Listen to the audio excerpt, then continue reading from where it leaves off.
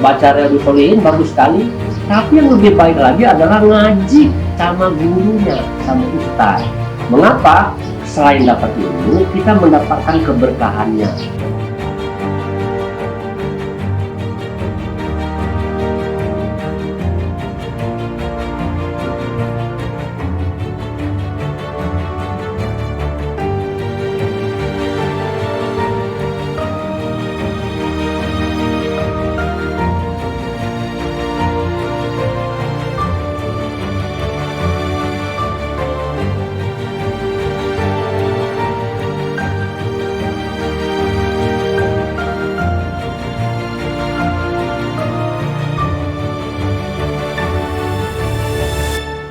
Assalamualaikum warahmatullahi wabarakatuh. Waalaikumsalam.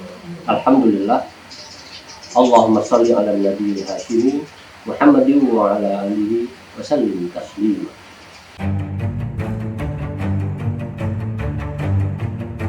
Kalau kita lagi ngaji di satu majelis, orangnya banyak gitu kan ya, semuanya kan berharap berkah dari Allah melalui gurunya. Dan lebih dari itu ada hadisnya, itu malaikat-malaikat itu ikut mendoakan kita kepada Allah agar kita mendapat keberkahan. Keberkahan maksudnya itu kan ilmu yang kita dapatkan berguna untuk kita hidup di dunia dan berguna nanti untuk kepentingan kita di akhirat. Jadi luas sekali. Di sanalah pentingnya guru. Tidak hanya sebatas mengandalkan YouTube, Google atau buku. Ini Ustaz Ramadan adalah salah satu tenaga pengajar Ustaz di Pondok Pesantren Darussalam. Seperti yang saya sering katakan, kita belajar agama Islam itu bisa melalui berbagai cara, berbagai jalan. Salah satunya adalah di pesantren. Nah, di pesantren ini saya tertarik dengan ada buku satu, buku Ustaz Ramadan ini kalau tidak salah baca saya ini Riyadhus Shalihin. Saya sering mendengar dari kawan-kawan tentang kitab Riyadhus Shalihin, sepertinya populer sekali. Nah, ingin tahu lebih banyak mengapa orang belajar atau ngaji kitab Riyadhus Shalihin.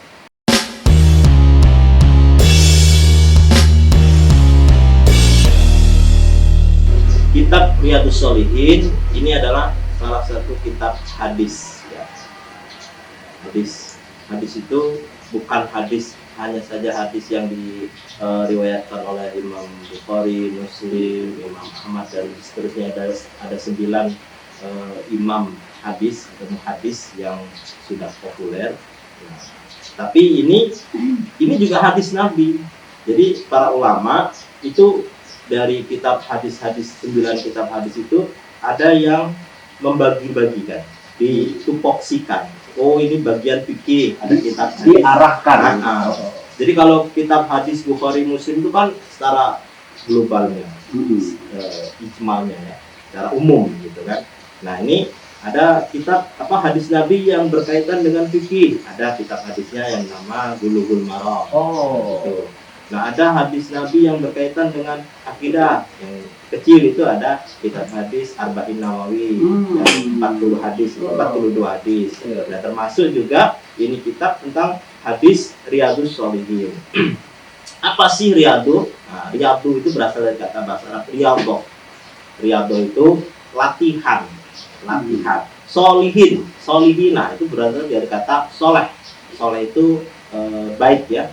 Kita sering mendengar kita beramal soleh, maksudnya gitu kan, beramal baik maksudnya. Kalau sholihina itu jamak, jadi artinya orang-orang yang soleh, orang-orang yang selalu berbuat baik. Nah, jadi Riyadhus Shalihin itu latihannya orang-orang yang soleh. Artinya para ulama dulu itu membuktikan atau mempraktekkan daripada hadis-hadis Nabi, wabil khusus orang-orang yang soleh itu berkaitan dengan ini. Kalau kitab ini lebih condongnya itu ke hati ya, bagaimana kita mengatur hati itu. Makanya bab-bab yang ada di sini itu berkaitan dengan bagaimana kita ikhlas, bagaimana kita cara kita taubat kepada Allah, bagaimana kita berharap kepada Allah, bertawakal dan lain sebagainya. Intinya itu kalau di hadis kitab hadis Riyadhus Shalihin ini lebih condongnya itu bagaimana kita menata hati kita. Bukan umpamanya bagaimana berwudu gitu. Tidak, Bukan. ini tidak dijelaskan di sini. Nah itu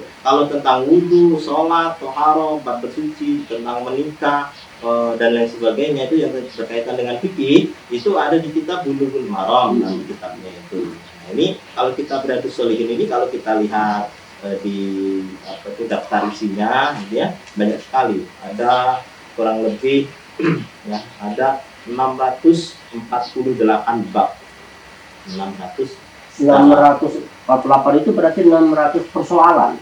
Bukan, ini babnya. Oh, babnya saja. Babnya saja. Di dalam satu bab itu ada beberapa hadis yang berkaitan. Ini saya kasih contoh hadis yang pertama saja ya. Ini bab yang pertama itu berkaitan dengan babul ikhlasi wa idharin niyati. Jadi bab tentang bagaimana kita ikhlas dan menghadirkan niat. Nah itu. Ini salah satu ciri daripada kitab Riyadhus Shalihin. Sebelum hadis itu diberikan ayat-ayat Al-Quran yang berkaitan dengan hadis di dalam bab tersebut. Nah, misalnya contoh ini bab ikhlas. Saya kasih contoh ya.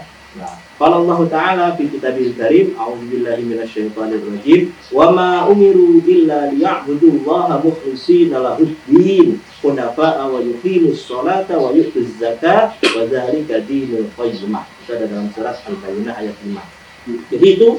Jadi sebelum membahas hadis, jadi pengarang kitab ini terlebih dahulu dikaitkan dengan ayat Al-Quran, menjadikan ayat Al-Quran sebagai landasannya. Nah, ini tentang ikhlas kan?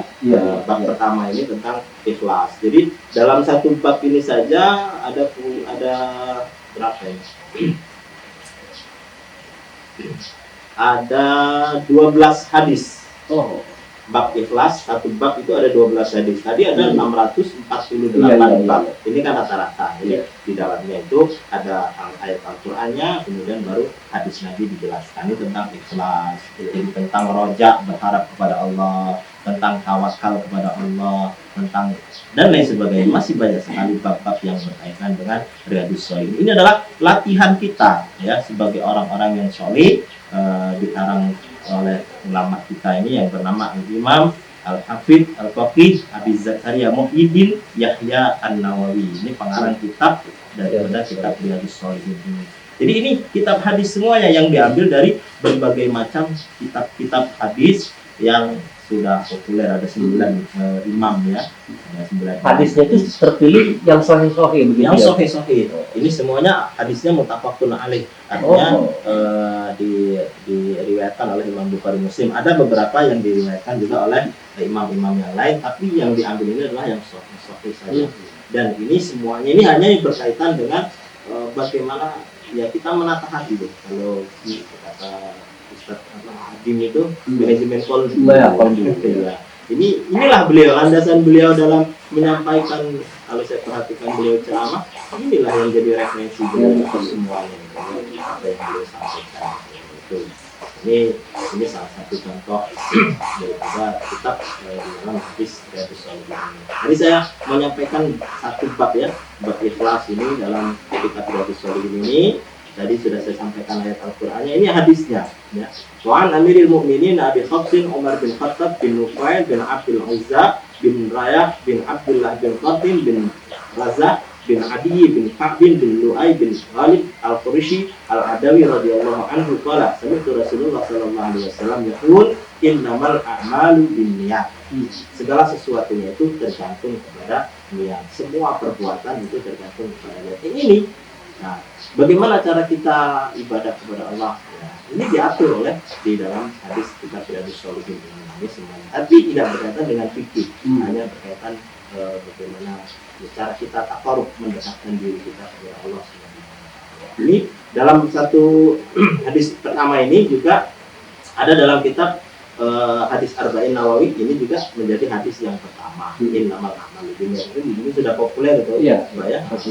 Jadi ada di kitab hadis Arba'in itu hadis pertamanya itu, ini di dalam kitab Riyadhus Shalihin juga hadis pertamanya. Dia apa ada perbedaan pembahasan yang niat pada Riyadhus Shalihin dengan niat pada kitab Arba'in. Tidak ada, sama, Sama, hadisnya ya? sama, ya, hadisnya sama.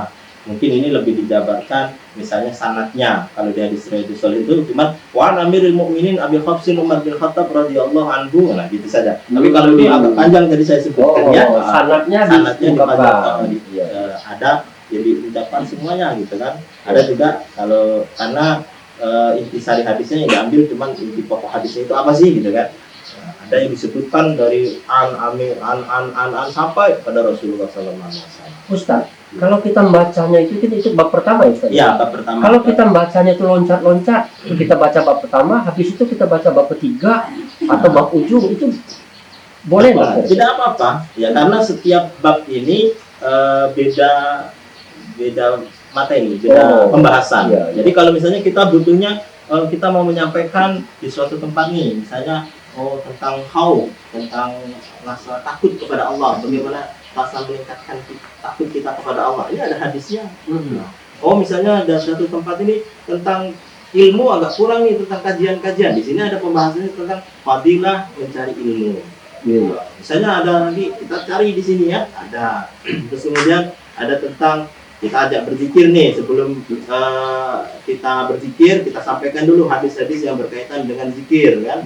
Ada di dalam. Artinya kita bisa membaca sesuai dengan kebutuhan Ya, atau kesenangan kita masing-masing. Ya, tapi seyogyanya ya kalau kita dulu di pesantren belajarnya dari awal. Berurut, ya tertib. Ya, tertib ya. Ya, dari ya. bab pertama sampai bab Itu terakhir. lebih baik. Ya, lebih baik seperti itu.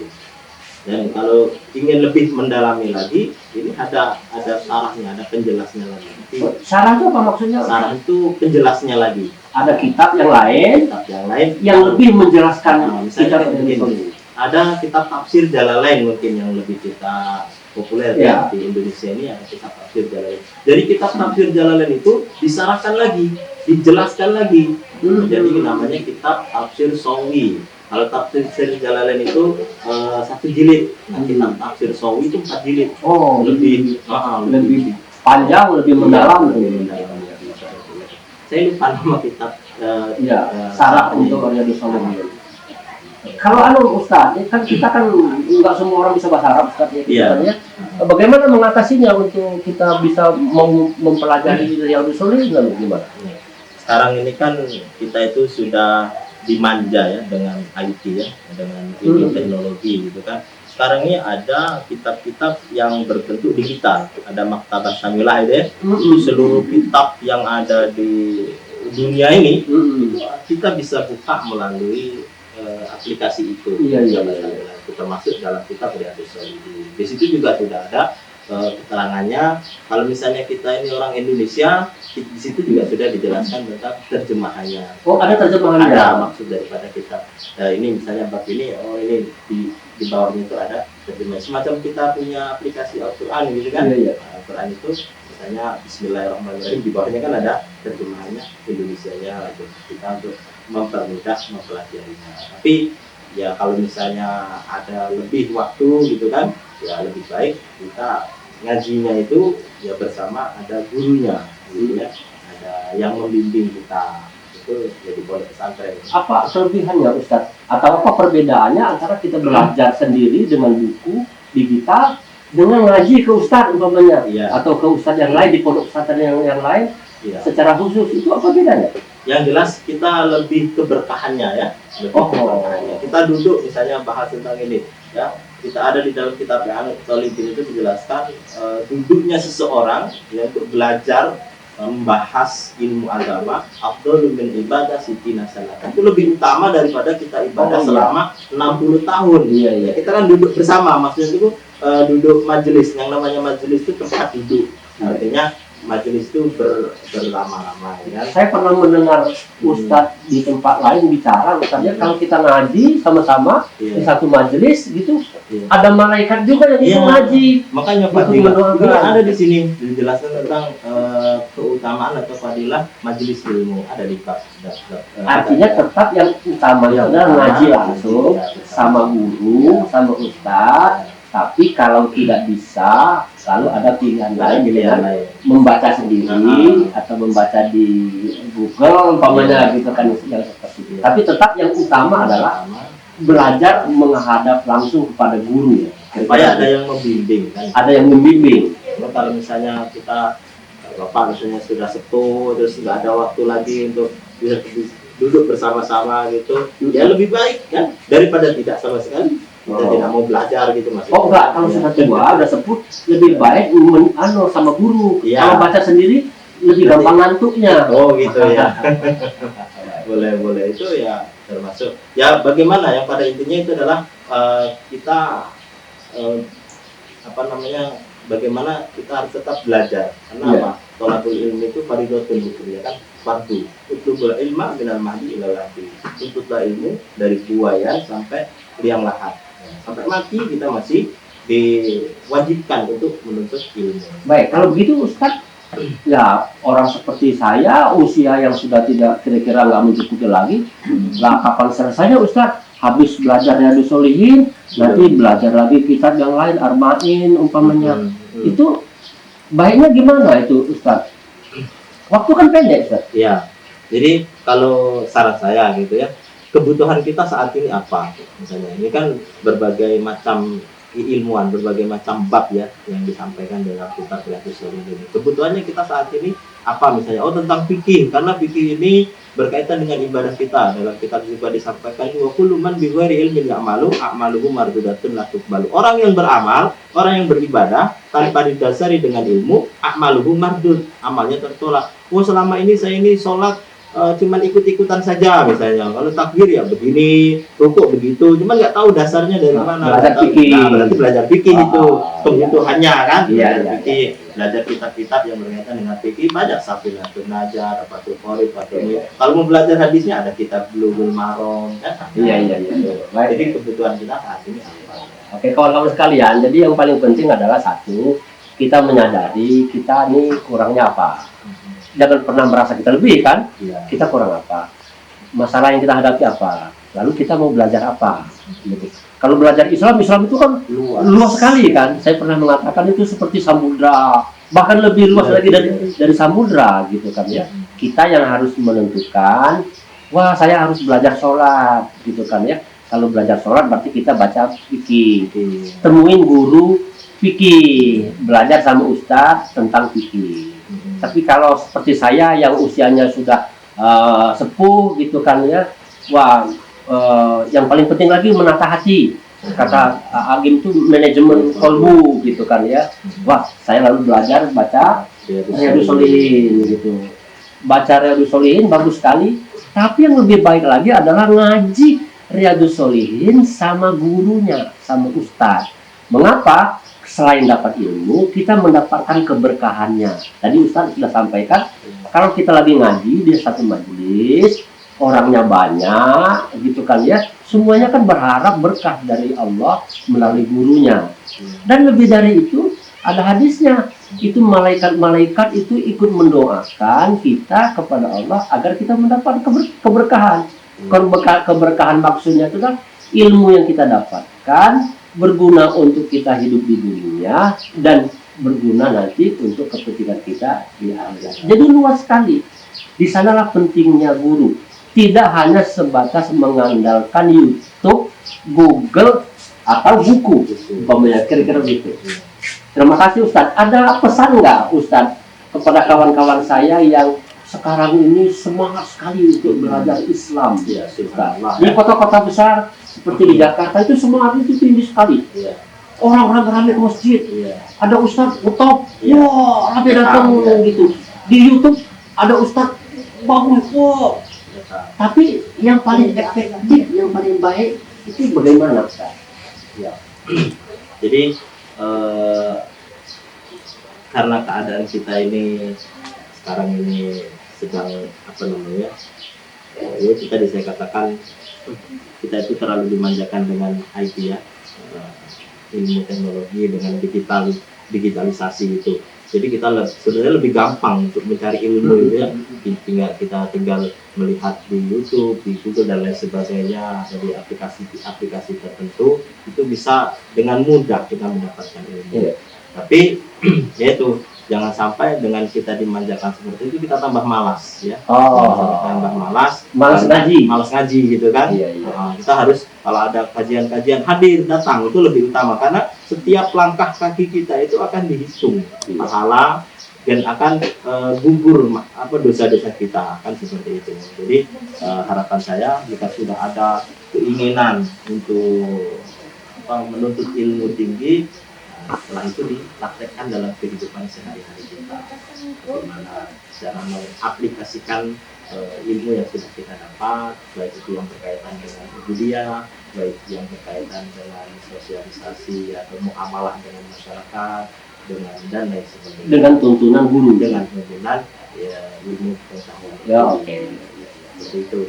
Baik, Ustadz, terima kasih sekali kesempatan singkat ini dapat penjelasan tentang Riyadhus Shalihin gitu kan ya, buku yang atau orang pesantren nyebutnya kitab gitu, kitab gitu yang sangat populer dan rasanya rugi kalau kita tidak pengen tahu. Semakin tahu kita pengen mendalaminya lagi gitu. Kawan-kawan sekalian, kesempatan yang berbahagia saya berkenalan dengan Ustadz Ramadan di sini di pesantren, di Pondok Pesantren Modern Darussalam Cambai Prabu Muli. Ini pesantren besar di Prabu Muli di Sumatera Selatan, bahkan sudah terhitung besar. Antara lain diasuh oleh Ustadz Ramadan ini tadi gitu kan ya. Moga-moga ada kawan yang lain putra putrinya bisa tertarik mencari ilmu di sini. Tapi yang sudah berusia lanjut juga bisa ke sini kok, bisa ketemu sama Ustadz Ramadan juga untuk belajar Islam secara mandiri umpamanya. Pesantren itu kan terbuka untuk semua orang, semua kalangan tanpa memandang latar belakangnya, latar belakang ekonomi, sosial, budaya, ilmu, pokoknya kan saya nggak paham bahasa Arab, nggak masalah gitu kan ya, masuk saja ke pesantren. Antara lain Pondok Pesantren Darussalam Cambai Prabu Muli. Itu saja kawan-kawan sekalian perkenalan dengan Ustadz Ramadan dan sekaligus juga pondok pesantrennya. Terima kasih. Wassalamualaikum warahmatullahi wabarakatuh. Waalaikumsalam. Gitu. Baca Riyadhus Shalihin bagus sekali, tapi yang lebih baik lagi adalah ngaji Riyadhus Shalihin sama gurunya, sama ustadz. Mengapa? Selain dapat ilmu, kita mendapatkan keberkahannya. Tadi ustadz sudah sampaikan, kalau kita lagi ngaji di satu majelis, orangnya banyak, gitu kan ya, semuanya kan berharap berkah dari Allah melalui gurunya. Dan lebih dari itu, ada hadisnya, itu malaikat-malaikat itu ikut mendoakan kita kepada Allah agar kita mendapat keberkahan. Keberkahan maksudnya itu kan ilmu yang kita dapatkan berguna untuk kita hidup di dunia dan berguna nanti untuk kepentingan kita di akhirat. Jadi luas sekali. Di sanalah pentingnya guru. Tidak hanya sebatas mengandalkan YouTube, Google, atau buku.